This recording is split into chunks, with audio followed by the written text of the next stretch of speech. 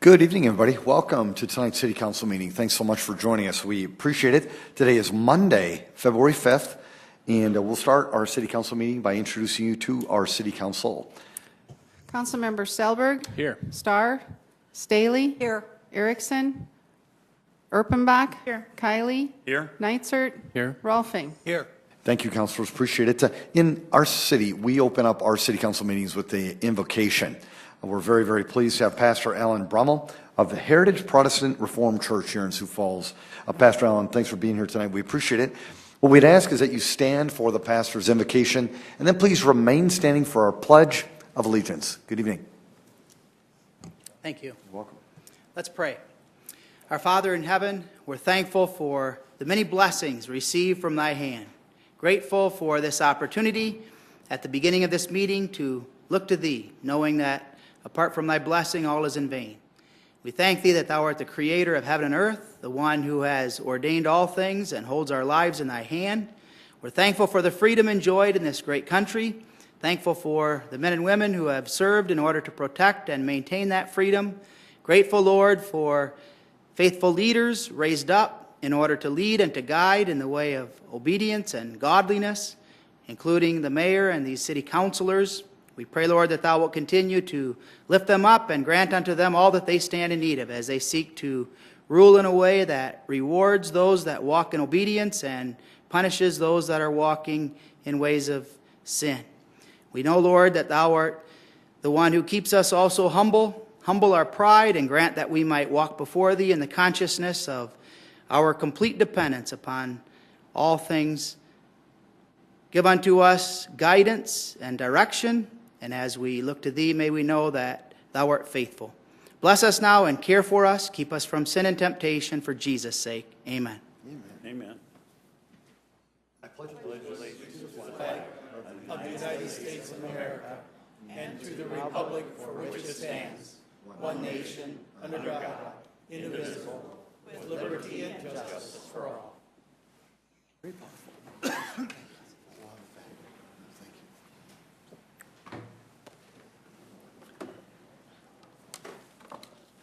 Council, thank you. We'll now move to our consent agenda. Councilors, any motions on the consent agenda?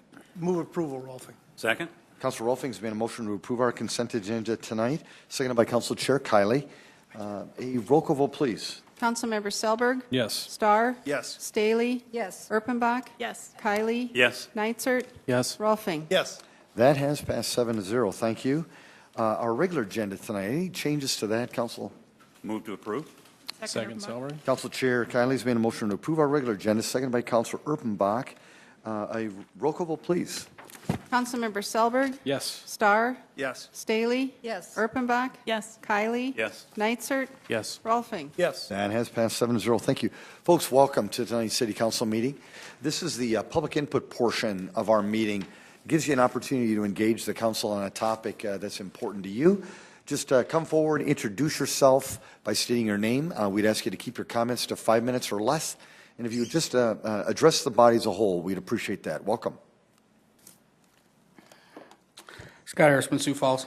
A few things to talk about. I noticed that there's a first reading tonight to do refinancing the bonds. I think that's kind of unusual since you haven't got an end-of-year financial report and you don't know how you ended up last year or what your surplus is. I think that should probably be deferred until you get a end-of-the-year report so you can kind of go from there. Cart in front of the horse once again. Also, I noticed that, I've noticed this for several years, that we pay $66,000 a year to have the Municipal League lobby for us. Number one, I think that's a waste of money since we have someone who works for the City Council who does just that. They're their operations manager. They're in charge of the legislative duties. I think that if the council tells them what they would like the legislature to do, that he's very well capable to go to the legislature and ask them what the city's agenda is, so that's a waste of money. The other reason I think the Municipal League is a waste of money is because very anti-citizen, and they're always fighting anything that's good for the citizens and always fighting what's good for bureaucracy. So I would hope in the next administration decides to fire the Municipal League as a lobbyist. I also see that we're having an election coming, and we use CityLink a lot for all kinds of propaganda reasons, to get people to vote for a pool and all this other stuff. But shouldn't we have some PSAs on there about when the election is, where your precinct is, who's voting? You know, maybe a 1 minute, 2 minute thing that plays over and over until the election. I mean, we spend all this money on CityLink and we're not spending a penny on telling people when the election is. I actually believe this is going to be one of the lowest voter turnouts of any election, simply because people don't even know what's happening or when it's going to happen. And I think it's the city's responsibility, besides spending money on an actual election, they should actually spend some money on educating people to actually get to the polls. Another thing too is we were talking about the 911 surcharge earlier today and how we need to stop the sunset, which is usually normal. That's what government likes to do. There never is a sunset. It's kind of a joke. But if we went with the public ambulance service, we'd have all kinds of money for 911 and services. You know, we'd charge clients for ambulance rides, and it'd be a much better way to go, because right now the fire department's showing up anyway. We're paying for that, for them to show up most of the time before the ambulance service, private ambulance service shows up. So, and then also, I guess that's all I have. I can't read my own writing here. Thank you. Thanks, Scott. Folks, anybody else want to engage the council? Very good. Well, thank you. Item 27, please. Item 27 is a new 2017-18 retail malt beverage license for Adanek Abraham Hyber Ethiopia Restaurant, 323 Northwest Avenue, with conditional use permit 7870-2017 being approved on January 3rd, 2018, pending final inspections per Fire, Health, and Building Services. Item 28 is a new 2018 retail wine license for Adanek Abraham Hyber Ethiopia Restaurant, 323 Northwest Avenue, with conditional use permit 7870-2017 being approved on January 3rd, 2018, pending final inspections per Fire, Health, and Building Services. Item 29 is new 2017-18 packaged malt beverage South Dakota Farm wine license for Dakota Seafood, Sioux Falls LLC, Dakota Seafood, 5009 Southwestern Avenue, Suite 200, with conditional use permit 7688-2017, being approved on December 6, 2017. Item 30 is transfer of 2017-18 retail malt beverage license from Dakota Golf Management Incorporated, Keene Park Golf Course, 2901 South Keene Park Road, to Landscapes Management Company, LLC, Keene Park Golf Course, 2901 South Keene Park Road. 31, transfer of 2017-18 retail malt beverage license from Dakota Golf Management Incorporated, Elmwood Golf Course, 2600 West Russell Street, to Landscapes Management Company, LLC, Elmwood Golf Course, 2600 West Russell Street.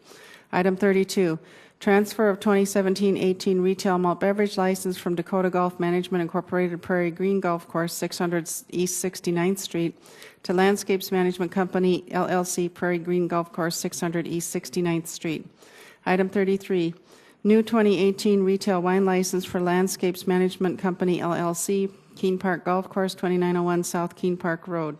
Item 34, new 2018 retail wine license for Landscapes Management Company, LLC, Elmwood Golf Course, 2600 West Russell Street.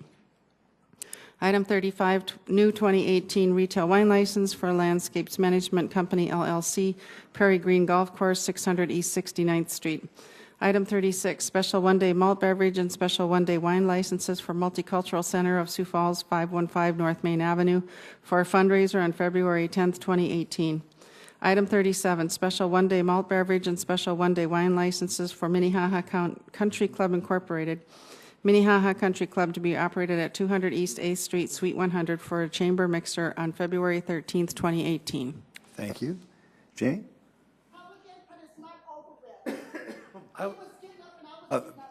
Ma'am, if you could please escort her. Thank you. Continue it, Thank you. and I'll be glad to go.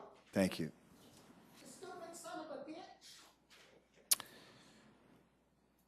It needs to continue public input. You stupid son of a bitch.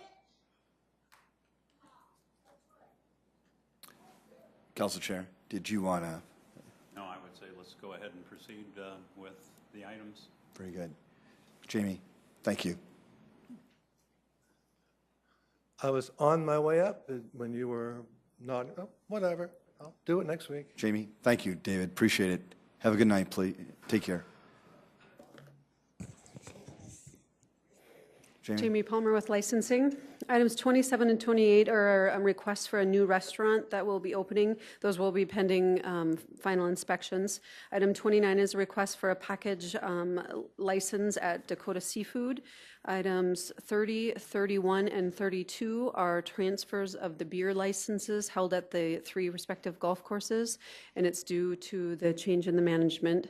Items 33, 34, and 35 are requests to add wine to those golf courses for Landscape Management Company.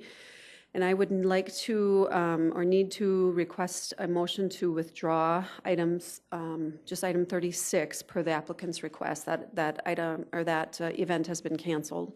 And item 37 is a special one day that has met all the state law requirements. Jamie, thank you very much. Council, would anybody want to make a motion to withdraw item 36, please? So moved, Erpenbach. Second? Councilor Buck has made that motion. Thank you. Seconded by Council Chair Kiley. A roll call vote, please. Councilmember Selberg. Yes. Starr. Yes. Staley. Yes. Erpenbach. Yes. Kylie. Yes. Nitzert. Yes. Rolfing. Yes. That has passed 7-0. Thank you. Council, any additional, would anybody want to make a motion to approve the other items? So moved, Rolfing. Thank you, Councilor Rolfe. Second? Thank you, Council Chair Kiley. Roll call vote, please. So this is a motion to approve 27 through 35 and 37. Thank you. Councilmember Selberg. Yes. Starr. Staley. Yes. Erpenbach. Yes. Kylie. Yes. Nitzert. Yes. Rolfing. Yes. That has passed 7-0. Thank you, Council. Item 38.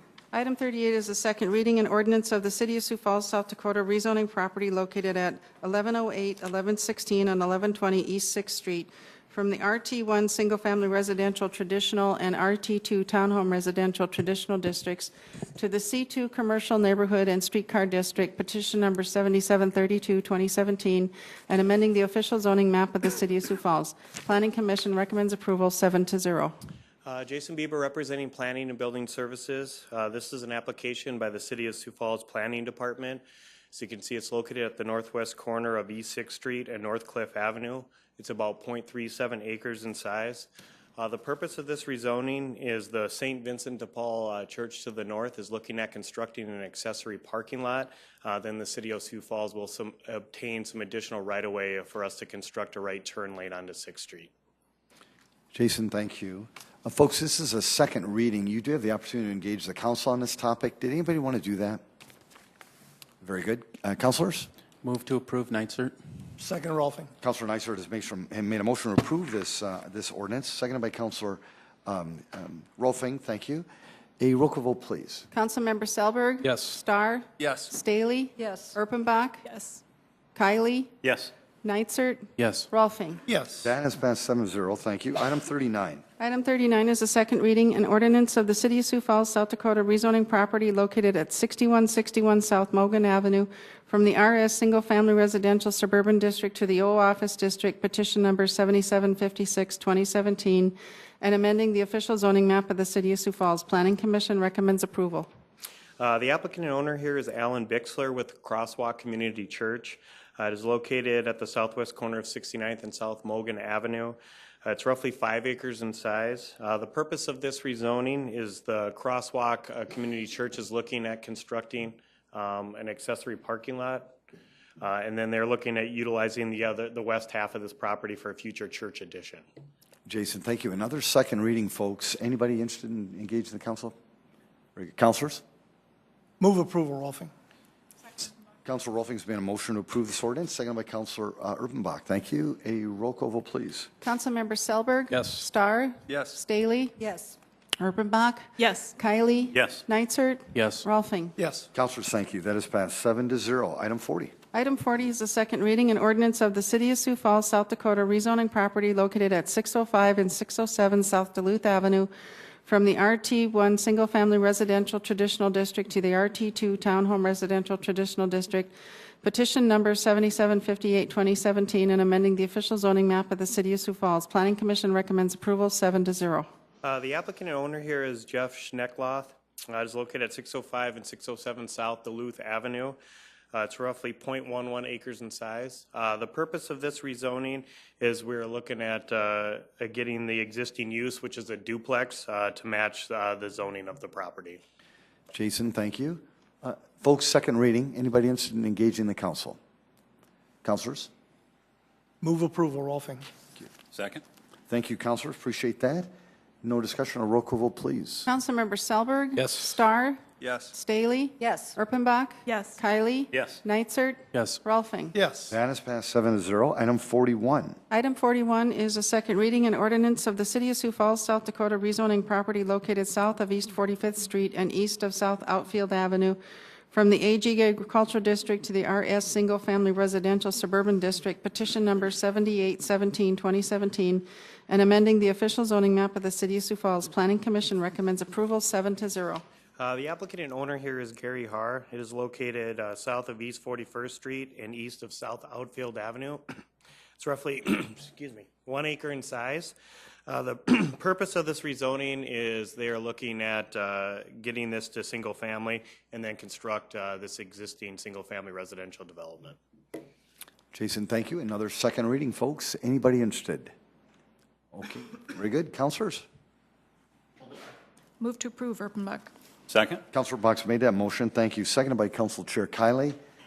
If no discussion, a roll call vote, please. Councilmember Selberg. Yes. Starr. Yes. Staley. Yes. Erpenbach. Yes. Kylie. Yes. Nitzert. Yes. Rolfing. Yes. That has passed 7-0. Thank you. Item 42. Item 42 is a second reading and ordinance of the City of Sioux Falls, South Dakota, rezoning property located at the southeast corner of East 69th Street and South Bonson Avenue from the AG Agricultural District to the RS Single Family Residential Suburban RD1 Twin Home Duplex Residential Suburban and O Office Districts, petition number 7855, 2017, and amending the official zoning map of the City of Sioux Falls. Planning Commission recommends approval 6-0. The applicant owner here is Doug Allen. It's located just south of the new Harrisburg Horizon Elementary School. It's roughly 37 acres in size. The purpose of this rezoning is the applicant is looking at constructing some office uses adjacent to 69th Street and then some twin home and single family as you start transitioning south. Thank you, Jason. Folks, again, a second reading. Anybody interested in engaging the council on this topic? Councilors? Move approval, Rolfing. Second, Selberg. Councilor Rolfing's made a motion to approve this ordinance, seconded by Councilor Selberg. Thank you.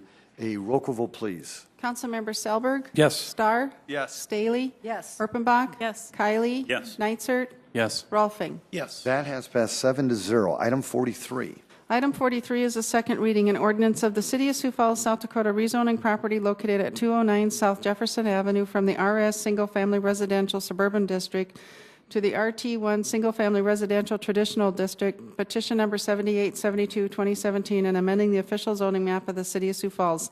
Planning Commission recommends approval 7-0. The applicant and owner here is Derek Wushnick. It is located at 209 South Jefferson Avenue. As you can see, there's a small existing single-family home on the lot. It's roughly 0.13 acres in size. The purpose of this rezoning is the applicant is looking at raising that existing house and then constructing a new single-family home on a lot that's less than 50 feet wide. Thank you, Jason. Folks, anybody want to engage the council on this topic? Welcome, David.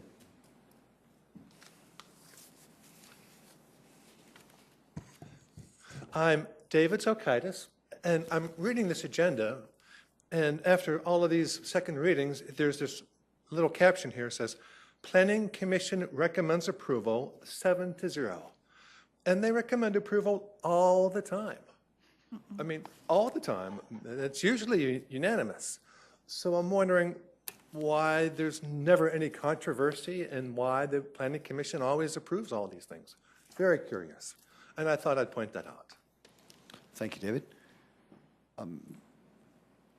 Move approval, Rolfing. Second, Erpenbach. Councilor Rolfing, thank you. Councilor Mock, thank you as well. A roll call vote, please. Councilmember Selberg. Yes. Starr. Yes. Staley. Yes. Erpenbach. Yes. Kylie. Yes. Nitzert. Yes. Rolfing. Yes. That has passed 7-0. Item 44, please. Item 44 is to set a date of hearing and second reading for Tuesday, February 13th, 2018 at 7 p.m. First reading. An ordinance of the City of Sioux Falls, South Dakota, the city, authorizing the issuance of its sales tax revenue refunding bonds, authorizing the use of the proceeds thereof to refund the outstanding City of Sioux Falls sales tax revenue bonds, Series 207B, and to pay the cost of issuance thereof, and pledging a portion of the sales and use tax proceeds of the city to the payment of said sales tax revenue refunding bonds, fixing the terms of such sales tax revenue refunding bonds, authorizing the execution and delivery of a supplemental indenture to an amended and restated indenture of trust between the city and First National Bank in Sioux Falls, and authorizing the sale, execution, and delivery of such sales tax revenue refunding bonds in an amount sufficient, together with funds on hand, 1, to fund a deposit to a Series 2007B redemption account to redeem the Series 2007B bonds, 2, to pay costs of issuance of such Series 2018 bonds, and 3, to fund capitalized interest, if any, and a debt service reserve fund. Good evening, Tracy. Good evening, Mayor, members of the council. Tracy Turback with the Finance Office. You might recall that in November last year, we did a refunding on the Lewis and Clark bonds, and this is a very, very similar transaction. This is our next opportunity with the Quality of Life 1 bonds, are technically identified as the 2007B. This is another important opportunity for the city to reduce future interest payments on outstanding sales tax debt. The proposed refunding transaction would result in significant interest savings to the Second Penny Sales Tax Fund and potentially reduce the amount of outstanding debt. And just as a reminder, a refunding is where we sell new bonds and we use the proceeds of those bonds to pay off the old bonds. The new bonds carry a lower interest rate, thereby saving the city interest expense for the remaining term of the bonds. In this refunding, as I've mentioned to you before, we do also have the opportunity to utilize available cash to increase the savings if the council is so inclined to do so. Very quickly, the financing team, same people we've been working with, PFM, it will be the financial advisory firm, and Perkins Coie is the city's bond counsel. Background on the old bonds, as we call them, the Quality Life 1 bonds, originally issued almost 10 years ago, or a little over 10 years ago now actually, for about $25.6 million to fund a number of quality of life projects. At the time the bonds were sold, they were sold at an interest rate, overall true interest cost of 4.3% for a term of 20 years, so we're about halfway through that term. The security for the payment on the bonds and the payments themselves have come from the Second Penny sales tax revenues. The current status on the old bonds, out of the $25.6 million that was originally issued, the city has retired almost $10 million, so that leaves about $15.8 million outstanding today, and the rates on the outstanding bonds that remain range from 4 to 5% currently. So the new bonds, as proposed, of course, as I mentioned, the purpose would be to refund or pay off the old bonds. The estimated principal amount of the new bond issue would be $15.6 million, and we're expecting true interest costs of somewhere in the 2.5% to 3% range when those bonds are sold. The term would be estimated at 10 years, and again, the security and the payments on those bonds would remain an obligation of the Second Penny sales tax. Now, I will say we may have an opportunity to use unobligated cash in the Second Penny sales tax fund to reduce the amount of bonds sold. This is a very sound, very solid transaction with or without that cash payment.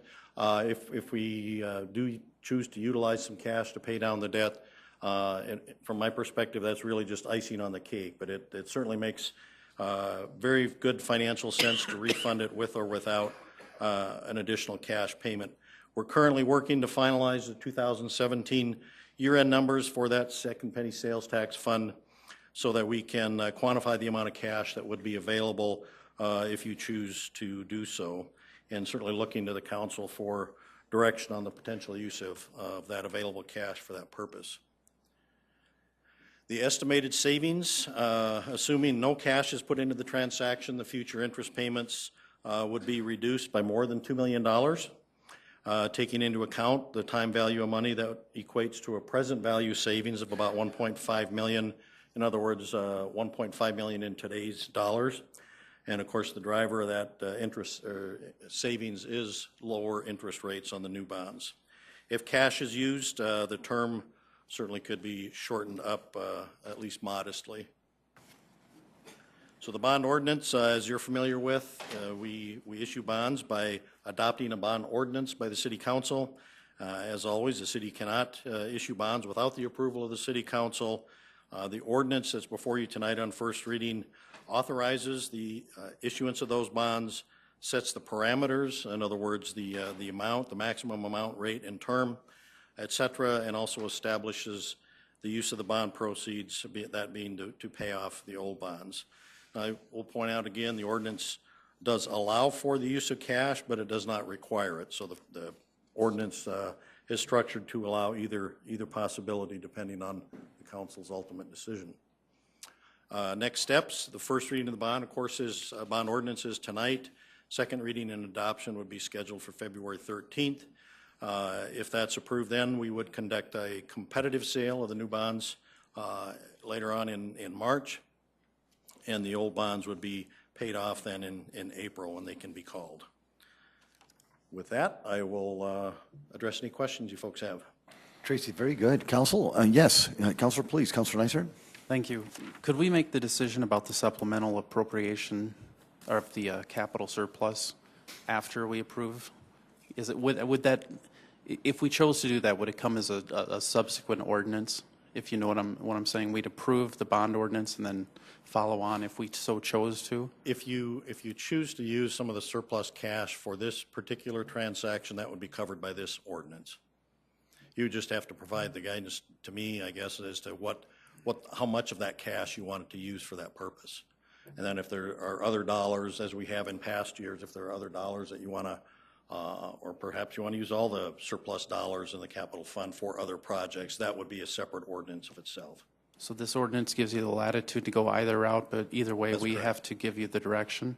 That's correct. Okay. Well, yeah, I mean, I would rely on you folks, and if you don't want to use any of the surplus cash to pay down the debt, that's your prerogative, and I would certainly follow that direction. Okay, thank you. Councilor Neisert, thank you. Yes, Councilor Staley. I have three questions I'd like to ask. First of all, it's a comment, a request.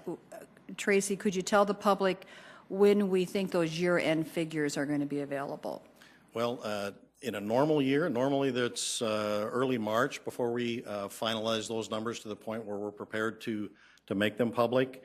Our team has been working really hard to try to get that information tied out and all the numbers tied out so that we can provide that to you shortly. I was hoping to have it by tonight. Clearly, I don't have that. I can tell you, though, that we do expect to have some amount of surplus cash available in the sales tax fund. One particular source, and I know the sales tax revenues, of course, in 2017 were below what was estimated. We did have other revenues that came in higher than anticipated that helped to offset that.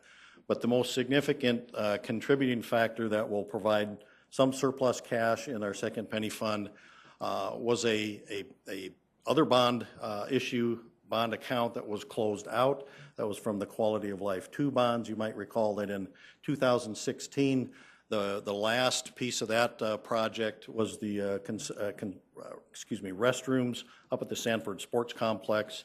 That was finished near the end of 2016, very early 17. And so once that project was done, then that bond fund could be closed out. That had about $1.5 million in cash. And so those dollars then are available, or essentially were made available to make bond payment, thereby reducing the amount of second penny dollars that were needed to make the bond payment. And so that essentially freed up $1.5 million as of the end of 2017. So we know we'll have those dollars that were previously committed for bond payments available. We do expect there will be an additional amount on top of that. We just haven't been able to tie out all the numbers yet to get there. Oh, so the year-end financial report would be available when? You said you thought you'd have it tonight. The final report itself won't be done until March sometime, but we're working specifically on the second penny fund to tie out all those numbers. So the whole thing will be in March. My intention on the second penny, so that you folks have that information before next Tuesday, would be to communicate that out to you just as soon as I know what those numbers are. And what would happen, okay, I'm going to ask four things. That was the first thing. The second thing, what would happen if we deferred this until March, this whole transaction? Well, I would urge you, first of all, not to do that. I think every week or every month that goes by, of course, that's one less week or one less month of savings. And that's why I say it's a very solid transaction without any cash. We will immediately begin to recognize those savings just as soon as the bonds are sold. And so I mean, the answer that to your question is that we would recognize a lower amount of savings ultimately if we defer. Okay, and speaking of savings, now let's talk about, you were saying that it's going to be 2.5% or 3% possibly, the rates. That's that an estimate that we're in going that to get. range. And right now, we're paying 4.5%? Somewhere in that. So we're well, talking about, we could be reducing our interest rate by 1.5%. Right. The outstanding bonds currently vary in rate from 4 to 5%. So my question is, and it's two-part here, is I'm going to reference this back to a homeowner. When we're refinancing our homes, we always want we might have a lower interest rate, but you want to work in the figures of the closing costs, and sometimes it doesn't play out really to go for the lower interest rate. So what I would like to know is in that transaction we did in November, and now, what did we pay the financial advisors and the bonding company in November, and what will we be paying them on this transaction as well? Could that be $1 million? Oh my, no. You're talking thousands of dollars, and in the estimated savings, all of those costs have been taken into account. So that is net of all those expenses. Right, but I think the public would probably like to have those things separated out. So we just know in this transaction, it's costing us, $500,000, $300,000. What I can tell you I do recall the bond counsel fee for this particular transaction would be $30,000, and the financial advisory fee would be somewhere in that same ballpark. For this one right now? This one. And do you know what it was in November? The Lewis and Clark bonds, and the legal fee was $45,000 for that transaction. And again, those savings, when we provide you an estimated savings amount, that is taking already into account that those expenses are coming out of that savings. So the net savings in this case, we're estimating at about 2.5 million, right around there. And you're calling that legal costs, that ties all of the funding in, any extra expenses, you use the word, I think you said it, legal fees? All of the costs of issuing the new bonds would be covered under this. Called legal fees. Thank you. Councilor Buck. I'm always concerned when a counselor starts to spout numbers and put numbers into your mouth. So Tracy, before I ask my question, I'd like you to tell me exactly what you just said in terms of what it costs us to do this kind of transaction. We're going to pay some folks to help us, just like when I refinanced my house, I paid some closing costs. Those are figured into the total. Tell me again how much it's going to cost for each of those consultants. Yeah, and I can't give you exact numbers because I don't know them off the top of my head, but... November, you said it was $45,000. That was for the bond attorney, right. For the bond attorney. So we've estimated and factored into the cost of the overall bond issue a total fees, which would cover the bond counsel, the financial advisory, the bond rating, which we will do, and then any miscellaneous, we've got to publish notices in the paper and so forth, a total of about $115,000 so for all of those things. And that's included in all the numbers that when we just look at the overview that is the agenda, because the agenda really is just a summary of what we're dealing with. All of those details are online. They include those fees, and the publishing notices, which are required by law, all of those kinds of things are included in that overall number. That's correct. When I say we're going to save $2.5 million, that's after those expenses have been paid. We're going to save $2.5 million after we spend the money that is required to make this change happen. Then my question is, in terms of kind of the speed that we're talking about making this change, and we had gentlemen during public input talk about, and you've also said we need to have those end-of-year numbers from 2017 before we really make the final decision on this.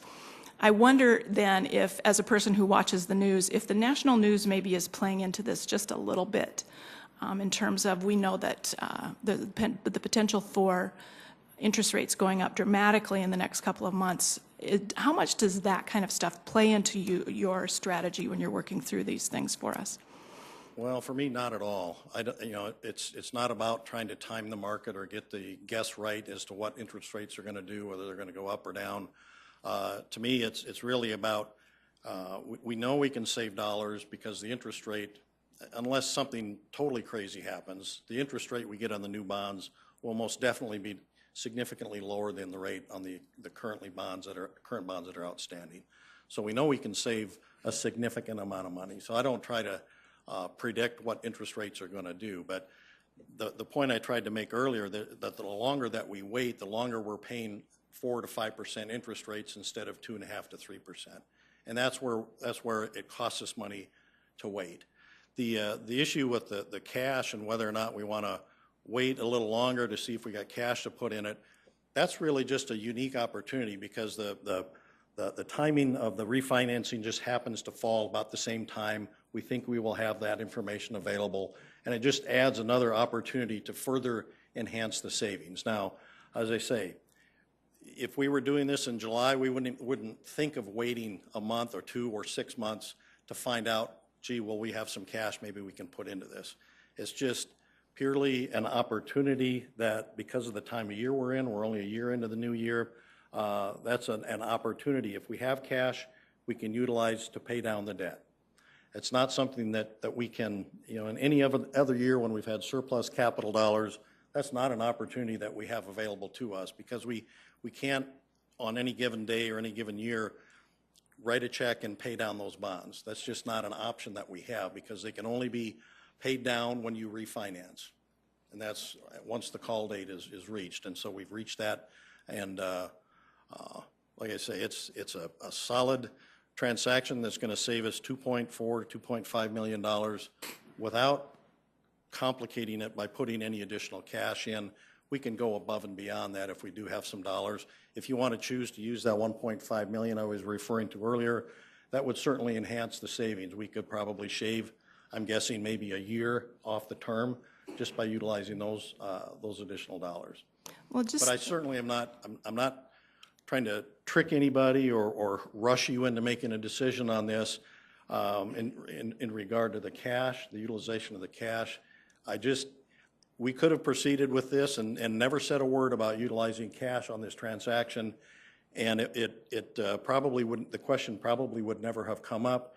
But the risk is afterwards, if somebody says, "Well, why didn't you say we had that opportunity? We could have used, come back in a month from now and if we've got $1.5 million of surplus cash, you're going to look at me and say, well, why didn't you tell us we could have used that to pay down the bonds?" No, exactly. And I mean, when we talk about, 1 month's payment on a, $25 million loan, if it's the difference between 5% and 2.5%, which is your widest range, that's a pretty big chunk of change, and in just 1 month's time. So to be able to speed it along, I think we can all appreciate that, all of us that are going to run our home budgets, that we understand how that works.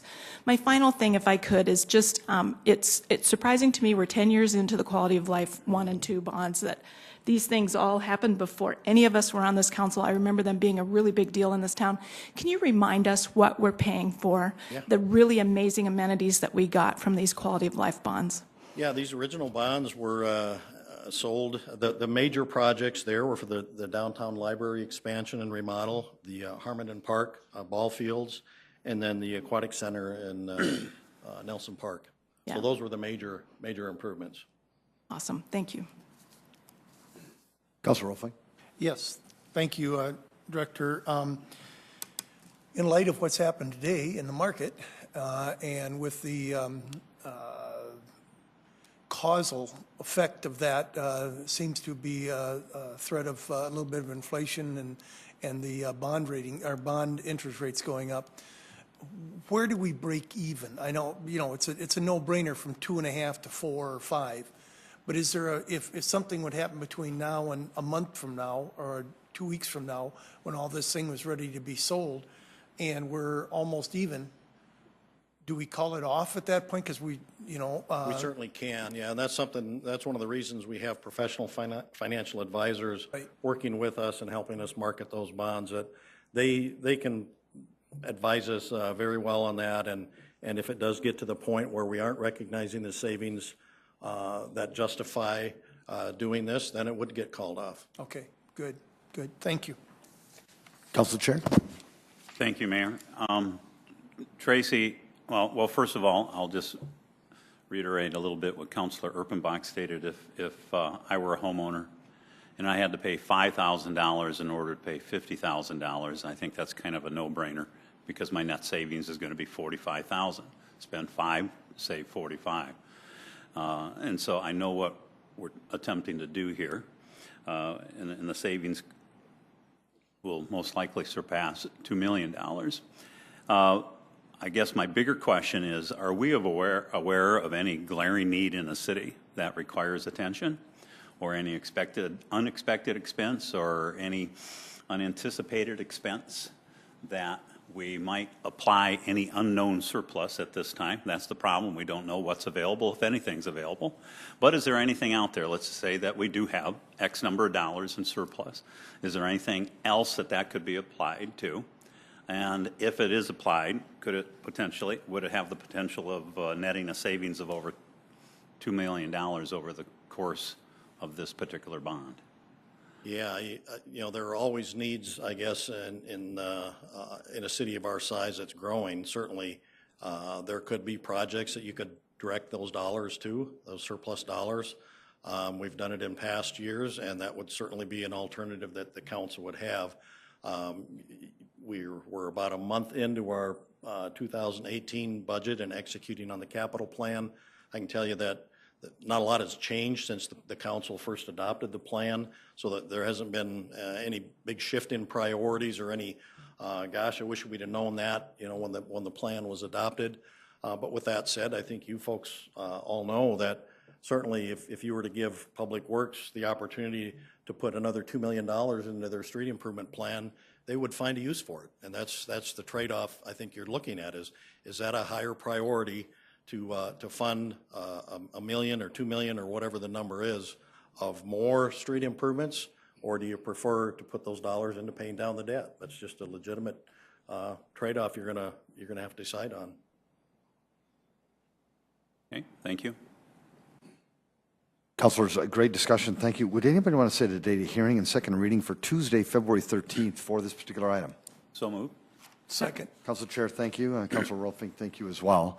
A roll call vote, please. Councilmember Selberg? Yes. Starr? Yes. Staley? Yes. Erpenbach? Yes. Kylie? Yes. Nitzert? Yes. Rolfing? Yes. That has passed 7-0. Thank you, councilors. Item 45. Item 45 is to set a date of hearing and second reading for Tuesday, February 13th, 2018 at 7 p.m. First reading, an ordinance of the City of Sioux Falls, South Dakota, providing supplemental appropriations, Police General Fund, $167,000, and Police Sales Use Tax Fund, $155,000. Thank you, Mayor, Council. Tracy Turback again. This, as Tamara indicated in the reading, this ordinance would supplement the Police Department budget for 2018 to appropriate funds that the Police Department will receive under two separate grants. The first one, the $167,000, is the COPS grant that will help us fund the addition of 3 more police officers, and I think you were made aware of that some time ago when the grant award was announced. The second is a Homeland Security grant in the amount of $155,000 that would purchase a bomb robot, and I believe Captain Miller is here if you do have questions about any specifics there, but that is a 100% grant to replace the aging bomb robot that the police department currently has.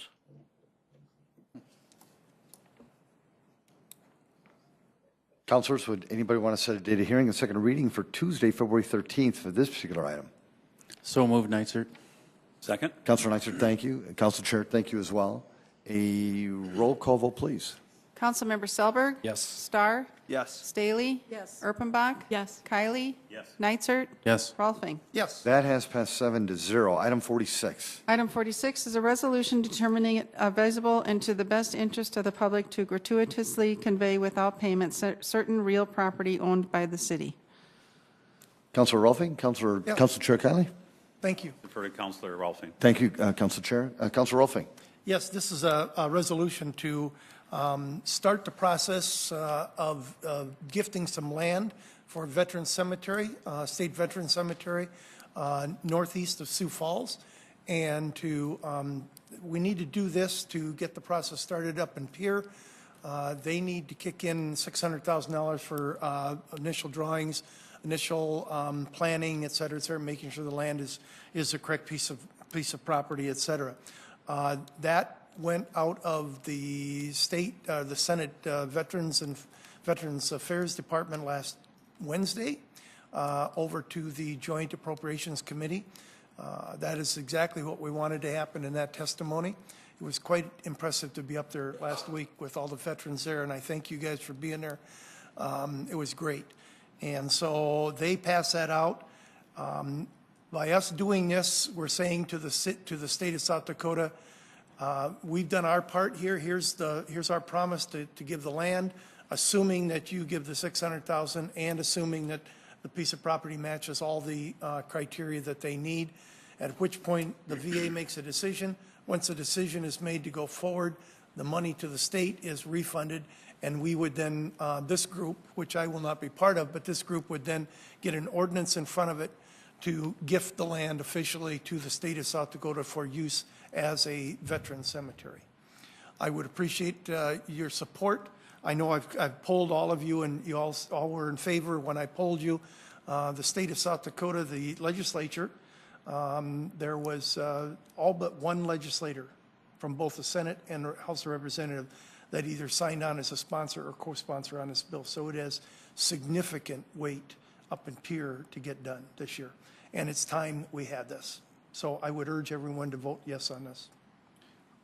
Very good. Council Chair, before I go to you now, if you don't mind, is there anyone in the audience who wanted to speak to this particular item? Welcome.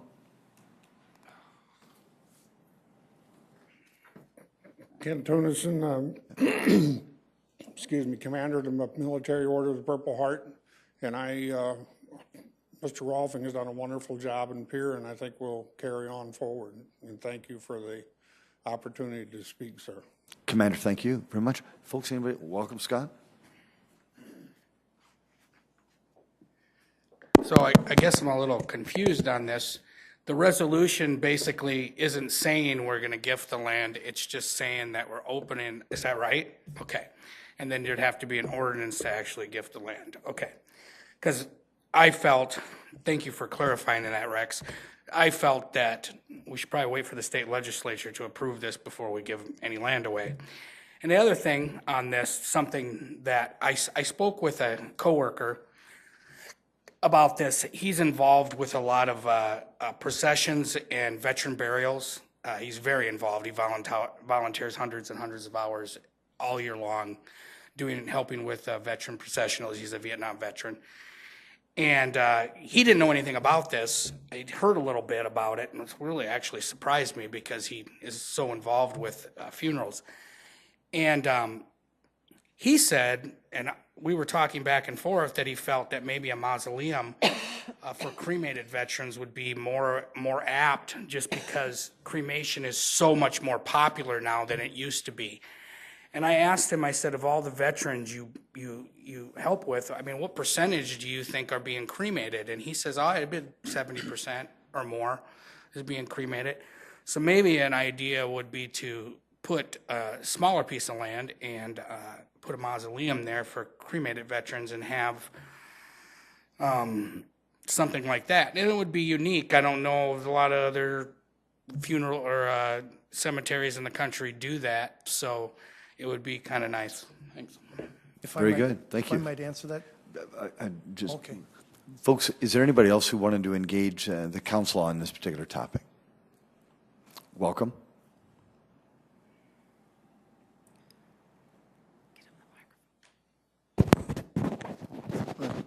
Thank you, Mayor.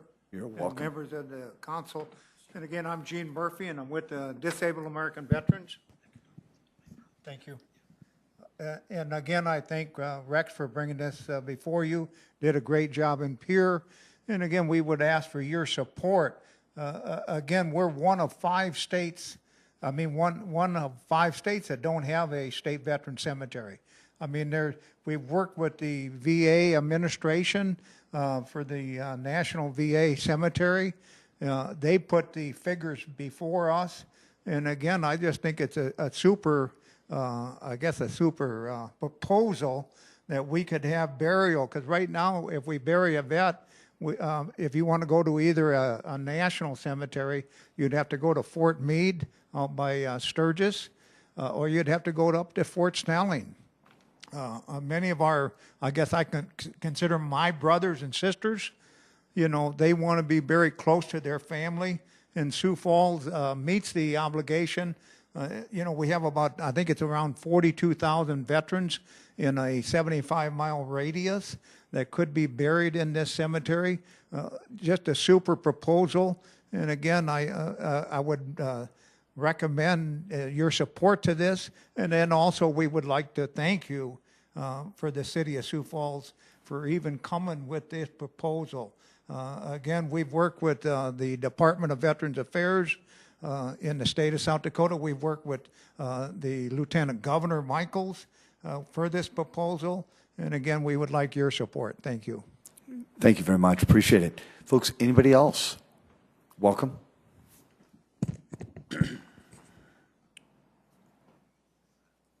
Hello, I'm David Zokaitis, and I'm a great lover of nature. The modern burial processes that we frequently use are not very environmentally friendly. We use excessive environmentally harmful chemicals, and we put this dead body in this huge concrete box and tear up all this earth. And there are better ways to do it.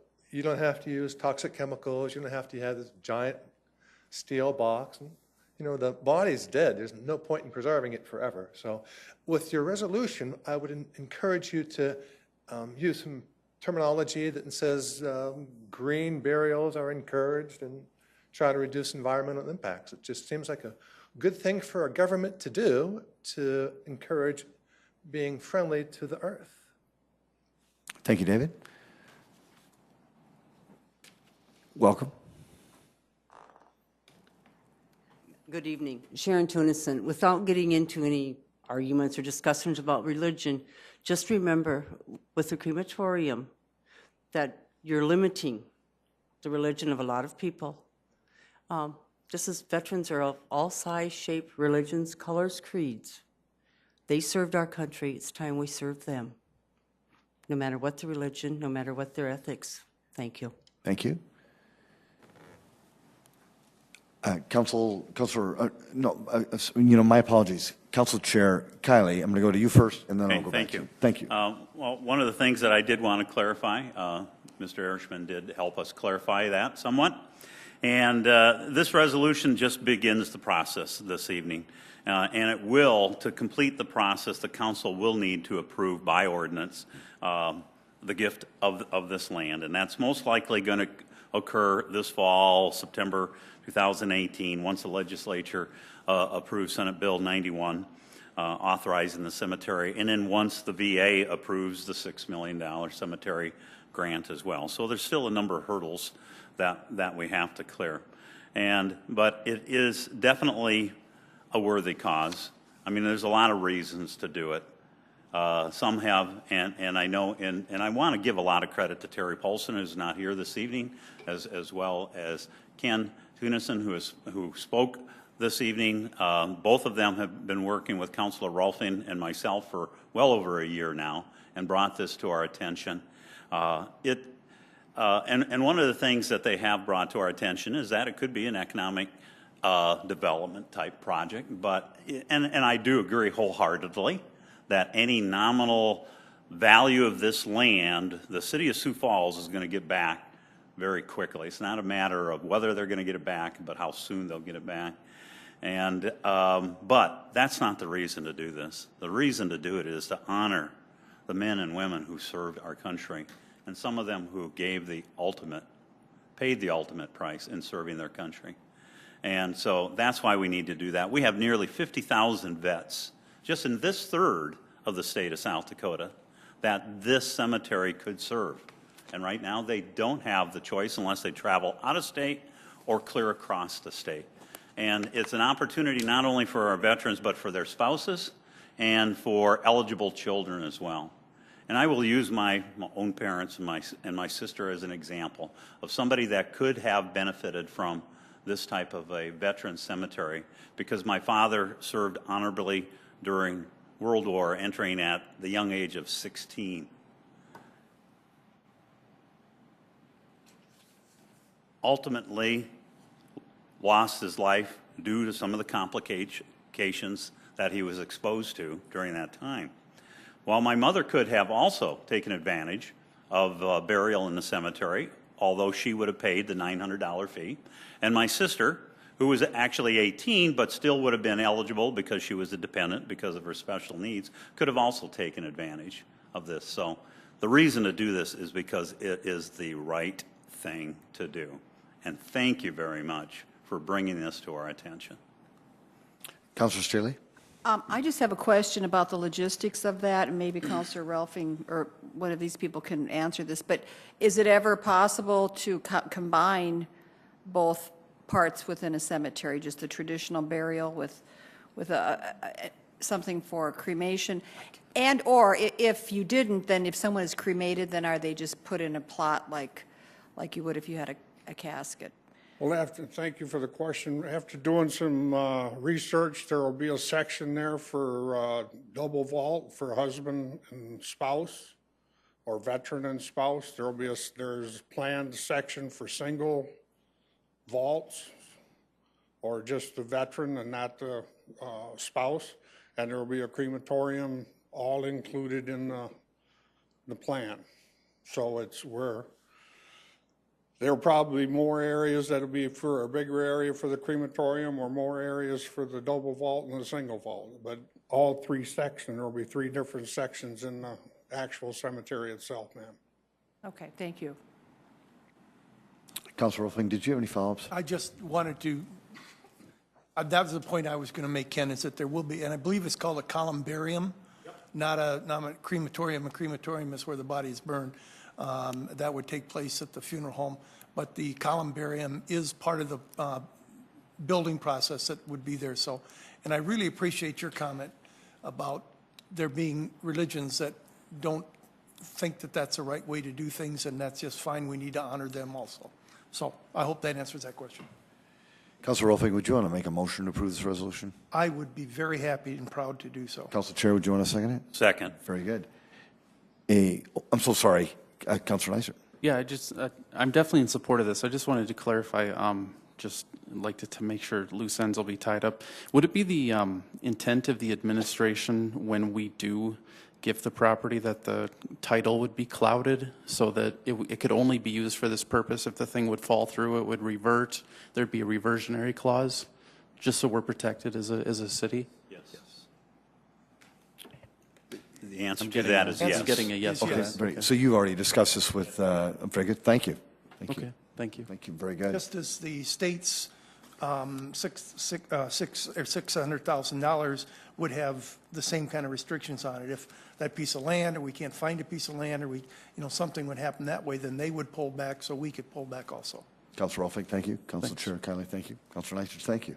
A roll call vote, please. Councilmember Selberg? Yes. Starr? Yes. Staley? Yes. Erpenbach? Yes. Kylie? Yes. Neitzert? Yes. Rolfing? Yes. That has passed 7-0. Item 47. Item 47 is a resolution removing uncollectible delinquent accounts from the records.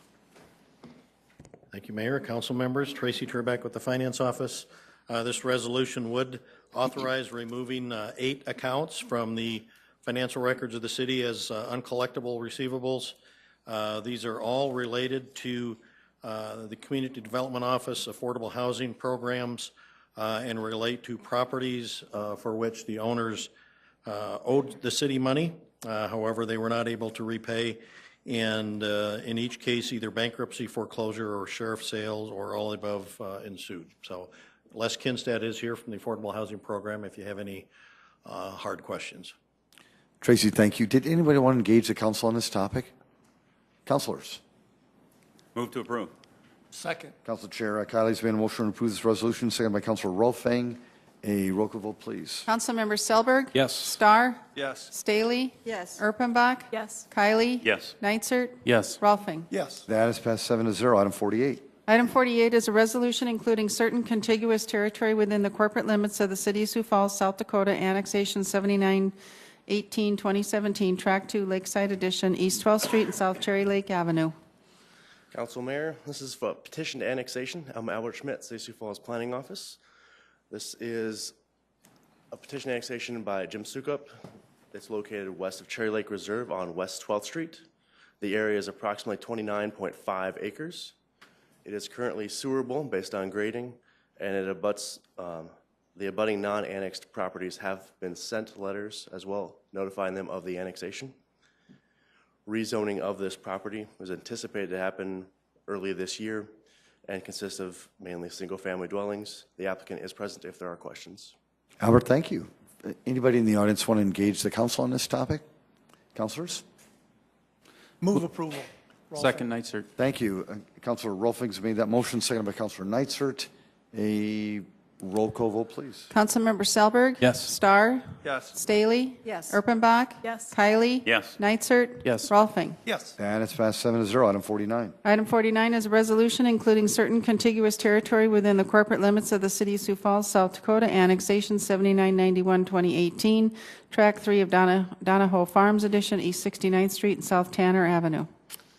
This is also a petition annexation by applicant Brady Hyde. It is located east of Sioux Falls Christian High School, south of East 69th Street, and west of Southeastern Avenue. The area is approximately 24 acres, and the area is sewerable. Budding non-annexed properties have also been contacted in this instance with no questions. Rezoning is anticipated as well, early 2018, consisting of single-family dwellings in this area. The applicant is present if there are questions. Albert, thank you. Anybody in the audience want to engage the council? Councilors? Move to approve. Second, Selberg. Council Chair Kylie's made that motion, seconded by Councilor Selberg. A roll call vote, please. Councilmember Selberg. Yes. Starr. Yes. Staley. Yes. Erpenbach. Yes. Kylie. Yes. Nitzert. Yes. Rolfing. Yes. That has passed 7-0. Item 50. Item 50 is a resolution including certain contiguous territory within the corporate limits of the City of Sioux Falls, South Dakota, Annexation 8007, 2018, Fixed Resolution 16907, East 69th Street and South Tanner Avenue. Last but not least, this is a petition to annexation by Brady Hyde as well. This is at the almost same exact location, east of Sioux Falls Christian High School, south of East 69th Street, and west of Southeastern Avenue. The area of this is approximately 2.1 acres, and it's a correction to a 2017 annexation to amend the current city limits to Sioux Falls. The area is also sewerable, and it will be rezoned in approximately early 2017 along with the other rest of it for single-family homes. The applicant is also here if questions.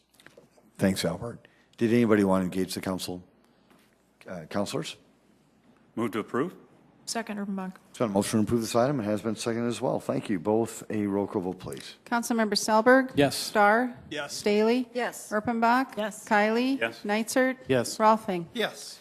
That has been approved 7-0. Thank you. Item 51. Item 51 is a resolution advising and giving consent to the appointment of members to certain citizen boards, those being Ronald Ricevi for City Naming Committee and Suzanne Smith for Sioux Falls Housing and Redevelopment Commission. Would Ronald or Suzanne, are you in the audience tonight? Very good. Councilors? Move to approve, Erpenbach. Second. Councilor Box made a motion to approve these two folks, seconded by Council Chair Kylie. A roll call vote, please. Councilmember Selberg. Yes. Starr. Yes. Staley. Yes. Erpenbach. Yes. Kylie. Yes. Nitzert. Yes. Rolfing. Yes. That is approved 7-0. Thank you. Item 52.